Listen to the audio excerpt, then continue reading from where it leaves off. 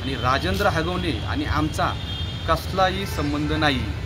फक्त पैसे उकळायचे, सरनेम एक असल्यामुळं नाव जोडून आणि 2 रुपये काढायचे, बदनामी करायची, हे त्याच्यासाठी फक्त त्यांनी ते केलेलं आहे. त्यानंतर मग त्याच्या डोक्यात आलं की आता बदनामी करून पैसे काढायचे. सरनेम एक आहे, सरनेम एक असल्यामुळे त्याने काय केलं, त्यांना माझा काकाच करून टाकला. अरे पण तू बोलल्याने माझी काका होत नाही ना, पुरावे दाखव ना. तो दिग्दर्शकच नाही तर पैसे द्यायचा संबंध काय आहे ना. त्याने आरोप केले, त्यात काय तथ्य?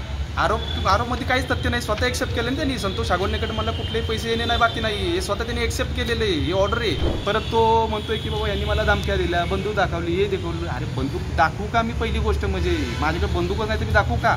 नुसतं तो तोंडी बोलतोय, पुरावे त्याच्याकडे काही नाही. आता जे प्रकरण चालू आहे वैष्णवी ताईंचं सगळीकडे माध्यमाला बघतोय मी, की पहिली गोष्ट म्हणजे त्यांच्या बाबतीत खूप वाईट झालं आणि आम्ही स्वतः जाहीर निषेध करतो त्याचा.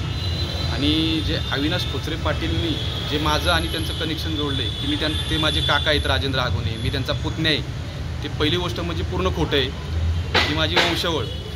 आम्ही लोणावळ्याचे हगवणे आहेत. पहिले लोणावळ्याला राहत होतो आम्ही. आमचे सगळे आजी आजोबा तिथं मयत झालेले आहेत आणि लोणावळ्यानं आम्ही इकडं आलेलो आहे. आणि राजेंद्र हगवणे आणि आमचा कसलाही संबंध नाही.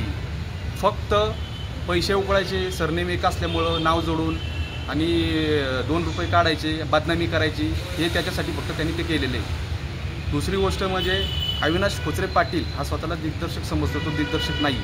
त्यांनी जे फोटोग्राफ दाखवलेत, हे दाखवले, ते कोर्टामध्ये पण दाखवलेले ते, आणि कोर्टाने त्याचं ते रिजेक्ट केलेलं आहे.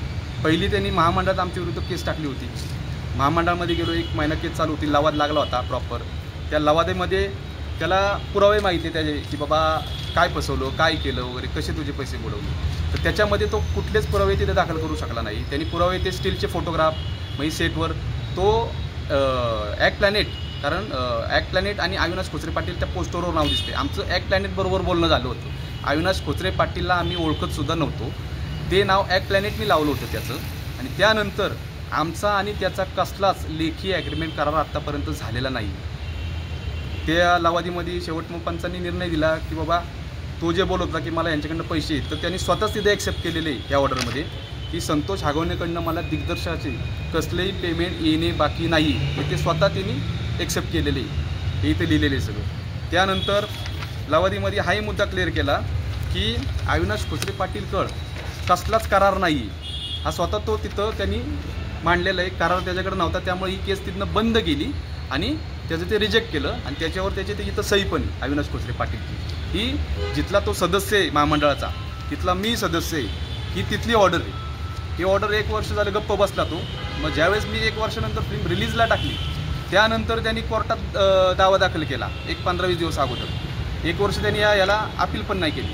त्यानंतर आम्ही आमचे पुरावे दिले सगळे वकिलांकडे. त्यामुळे प्रमोशनचं पण आम्हाला भरपूर म्हणजे नुकसान झालं याच्यामुळं, कारण प्रमोशन थांबलं आम्हाला. बाकीच्या आता काय म्हणणं आहे तुमचं? हगवणेंशी काही संबंध आहे? हगवणेंशी आमचा काही संबंध नाही आहे. भूकंपमध्ये 150-200 हगवणे आहेत. मग त्यांच्या सगळ्यांशी आमचा संबंध झाला का? आम्ही लोणावळ्याचे हगवणे आहेत. आमची तुम्हाला वंशळ पूर्ण दाखवलेली अख्खी सगळी. राजेंद्र हगवणेंची वंशळ तुम्ही चेक करा. तुम्ही सगळे पैसे दिलेले आहेत? काय म्हणले? तुम्ही पैसे दिलेले आहेत किंवा पैसे काय? तो दिग्दर्शकच नाही तर पैसे द्यायचा संबंध काही आहे ना. त्याने आरोप केले, त्यात काय तथ्य? आरोपमध्ये काहीच तथ्य नाही. स्वतः एक्सेप्ट केलं ना त्यांनी. संतोष हागवणेकडे मला कुठलेही पैसे येणे नाही बाकी नाही, हे स्वतः त्यांनी एक्सेप्ट केलेलं आहे. ही ऑर्डर आहे. माझी बदनामी करतोय तो. आणि ज्यावेळेस कोर्टाने केस टाकले ना की हा चित्रपट रिलीज होऊ नये म्हणून, तर कोर्टाने पण त्याचं रिजेक्ट केलं आणि चित्रपट रिलीजला आम्हाला परमिशन दिलेली. ही त्याची ऑर्डर, ही 2024ची ऑर्डर आहे. त्याच्यामध्ये कोर्टाने क्लिअर केले की फिल्म तुम्ही रिलीज करू शकता, त्याचा काही संबंध नाही. त्यानंतर परत तो 1 वर्ष बसला आणि आता सॅटेलाईटसाठी त्यांनी स्टे मागितला की बाबा त्याच्यामध्ये आता मला पैसे भेटावं, हे भेटावं. ती कोर्टाने रिजेक्ट केली त्याची. ती कोर्टाने त्याची रिजेक्ट केली ऑर्डर. आता त्यामध्ये केसमध्ये जम नाही राहिला. त्यालाही कळलंय. पिक्चर रिलीज झाला, सॅटेलाईट गेलं, आपलं जे सगळं आता भांडं फुटलं. त्यानंतर हे हगवणेंचं प्रकरण आलं. त्यानंतर मग त्याच्या डोक्यात आलं की आता बदनामी करून पैसे काढायचे. सरनेम एक आहे, सरनेम एक असल्यामुळे त्याने काय केलं, त्यांना माझा काकाच करून टाकला. अरे पण तू बोलल्याने माझी काका होत नाही ना, पुरावे दाखव ना. हां, आणि राहिली गोष्ट म्हणजे तो सारखं म्हणतो की बाबा ब्लॅक कलरची 3000 गाडी वापरली, ते सारखं मला दिसते सगळीकडं. हे शूट आमचं 2021ला झाले, म्हणजे 5 वर्षापूर्वी शूट झालेलं आहे, बरोबर. त्यावेळेस लॉकडाऊन होतं. आता हे कसं असतं, आमची प्रोडक्शन टीम बघते गाड्यांचं सगळं. 25-30 गाड्या वापरलेल्या आहेत मी. ब्लॅक कलरच्या 2 इंडिओवर वापरलेले आहेत. त्याच्यामध्ये 1 इंडिओवर असेल आणि दुसरी एक आमचे मित्र आहे धीरज मुटके. तर धीरज मुटकेची एका सीनला वापरली आणि दुसऱ्या सीनला आम्हाला गाडी भेटत नव्हती आणि त्याच कलरची गाडी वापरायला लागते कंटिन्यू असल्यामुळे. त्यामुळे त्यांनी रेखीला गावात गेले, त्यामुळे तिथे त्यांनी गाडी बघितली. ती गाडी बघितली, मला म्हणले तुमच्या गावात गाडी आहे. तर गाडी असल्यामुळे मी डिरेक्ट प्रोडक्शन टीमला म्हणलं जर काय असेल तर तुमचं तुम्ही बोलून घ्या. तर ते 1 दिवसासाठी त्यांची भाड्याने घेतली, 5,500 रुपये प्रोडक्शनने त्यांना भाडंही दिलं. मी त्याच्यामध्ये आमचा आणि त्यांचा काही संबंध नाही ना. ती 2021मध्ये गाडी वापरलेली. परत तो म्हणतोय की बाबा यांनी मला धमक्या दिल्या, बंदूक दाखवली, हे दाखवलं. अरे बंदूक दाखवू का मी? पहिली गोष्ट म्हणजे माझ्याकडे बंदूकच नाही तर मी दाखवू का? नुसतं तो तोंडी बोलतोय, पुरावे त्याच्याकडे काही नाही. उद्या मी बोलतो त्यांनी मला बंदूक दाखवलेली, तसं खोटं बोलून उपयोग नाही ना. जे खरं तेच बोलावं. कोर्टामध्ये त्याचं सगळं रिजेक्ट केलेलं आहे. फक्त हे प्रकरण हागवण्याचं असल्यामुळं, म्हणजे माझं सरनेम हागवणं असल्यामुळे त्यांनी ते जोडलं आणि पैसे मागण्याच्या उद्देशाने हे सगळं केले.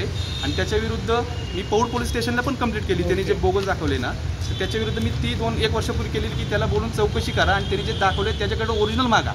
त्यांनी कोर्टामध्ये स्वतः लिहून दिलं. सोशल मीडियाच्या भाऊ गर्दीत विश्वासार्हतेने चकाकणारे नाव म्हणजे लेट्सअप मराठी. सगळ्यांना, सगळ्या नागरिकांना ती स्पीच, ती लेट्सअप वरील मुलाखती म्हणजे विचारांचा खजिना. त्यानंतरच्या निवडणुकीमध्ये मला सोडून गेले. बातम्या केवळ वस्तुस्थिती सांगणाऱ्या, न प्रोपगंडा, फक्त जनतेचा अजेंडा. क्योंकि आने वाला कल जाने वाला है, जाने वाला कल आने वाला है. राजकारण, मनोरंजन असो की क्रीडा क्षेत्र, महाराष्ट्राची स्पंदने संवेदनशीलतेने टिपणारे माध्यम म्हणजे लेट्सअप मराठी. जगासोबत एक पाऊल पुढे राहण्यासाठी लेट्सअपचे ॲप, सोशल मीडिया आणि वेबसाईट सोबत कनेक्टेड रहा.